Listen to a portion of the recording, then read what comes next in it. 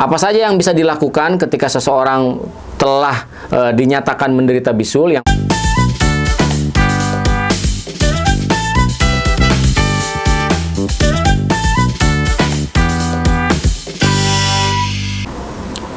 Kenapa telur itu selalu diidentikan dengan penyakit bisul?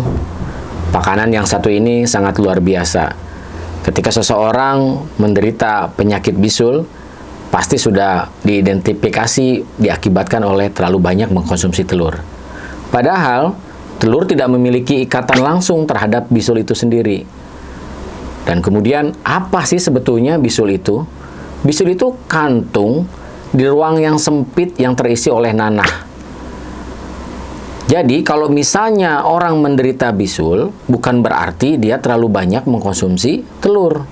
Walaupun telur disinyalir menjadi penyumbang secara genetik 60% terjadinya bisul di kemudian hari. Tapi bisul itu terjadi dikarenakan ada gesekan, iritasi, ataupun luka. Yang kemudian dari iritasi, luka, dan gesekan itu masuklah bakteri Staphylococcus. Bakteri ini tumbuh berkembang di dalam kulit di area rambut. Kemudian terjadilah iritasi sampai dengan infeksi. Setelah infeksi, timbul keluarlah nanah. Ya, nanah itu didapat dari mana? Nanah itu merupakan sel darah putih yang ketika tubuh kita mengalami sebuah iritasi, maka sensor di tubuh kita ini akan mengirim sinyal ke otak, kemudian otak akan mengkondisikan sel darah putih untuk melakukan perlawanan. Dalam proses perlawanan tersebut, jikalau memang imun tubuh kita rendah, maka akan kalah dalam pertempuran. Dan sel darah putih tersebut menjadi bercampur dengan bakteri, kemudian menjadi busuk dan terjadilah nanah. Nah, bisul jelas sekali disebabkan bukan oleh telur, tapi disebabkan oleh bersarangnya bakteri kokus di dalam kulit kita. Kemudian, bisul sendiri memiliki masa inkubasi, karena dalam prosesnya, setiap waktu ketika bakteri itu berkembang, kemudian sel darah putih itu melawan, jikalau memang dalam proses recovery-nya, dalam inkubasinya ini berjalan secara sempurna, maka tidak terjadi peradangan, tidak sampai terjadi nanah, tidak sampai terjadi bengkak. Maka bisul itu akan dengan mudah tersembuhkan. Kemudian apa yang bisa kita lakukan ketika kita terserang bisul? Yang pertama, karena bisul ini berhubungan dengan kebersihan. Jadi rata-rata orang yang terkena bisul, baik anak-anak, ya, remaja, itu dikarenakan kurang bersih. Biasanya dia bisa masuk lewat kuku-kuku kita. Contoh, misalnya kita menggunakan baju yang sempit, kemudian terjadi gesekan, iritasi. Dari iritasi itu campur dengan keringat, maka masuklah bakteri kokus itu ke dalam kulit sehingga terjadilah bisul. Jadi yang pertama yang harus dilakukan adalah menjaga kebersihan. Kedua, ya, menghindari makanan-makanan yang proteinnya tinggi.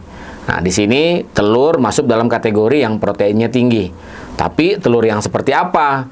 Kalau telurnya hanya dikonsumsi putihnya, proteinnya bagus dan tidak ada lemak. Tapi kalau misalnya dikonsumsi bagian kuningnya, nah ini yang mengakibatkan proteinnya menjadi tinggi dan membahayakan untuk tubuh kita sendiri. Jadi setelah tadi menjaga kebersihan, menghindari makanan yang berprotein tinggi, kemudian diusahakan menjalankan pola hidup sehat. Asupan makanannya yang seimbang gizinya, sehingga ketika gizi seimbang masuk ke dalam tubuh dan menjadi nutrisi untuk tubuh, maka imunitas kita akan meningkat. Ketika imunitas kita meningkat, perlawanan terhadap tadi bakteri tersebut akan berjalan dengan baik dan mempercepat proses penyembuhan. Apa saja yang bisa dilakukan ketika seseorang telah dinyatakan menderita bisul? Yang pertama tadi ya, untuk mencegahnya, kemudian untuk merawatnya, kemudian solusinya bisa menggunakan herbal. Kita bisa menggunakan 3 varian herbal. Pertama, bersihkan terlebih dahulu bisul itu menggunakan RGH. Bisa disemprot atau bisa disemprot ke kapas kemudian dibersihkan. Kedua, bisa mengkonsumsi habatus sauda egg in one. Habat Egg in One ini yaitu salah satu produk yang dimiliki oleh Zida Herbal, yang dimana di dalamnya terdapat garlic oil. Garlic oil ini bisa mempercepat proses penyembuhan karena mengandung antiinflamasi, sehingga pembengkakan ini akan dengan cepat menjadi kempes ya, atau normal seperti semula. Kemudian untuk detoksifikasinya bisa menggunakan NutriClay, karena NutriClay ini bagus untuk lambung dan usus. Jadi perlu dipahami ya, bahwasanya setiap rangkaian penyakit ini ada petanya. Jadi tidak serta-merta orang tiba-tiba bisa bisul gitu. Apalagi kita membuat asumsi bahwasanya bisul itu disebabkan oleh terlalu banyak mengkonsumsi telur.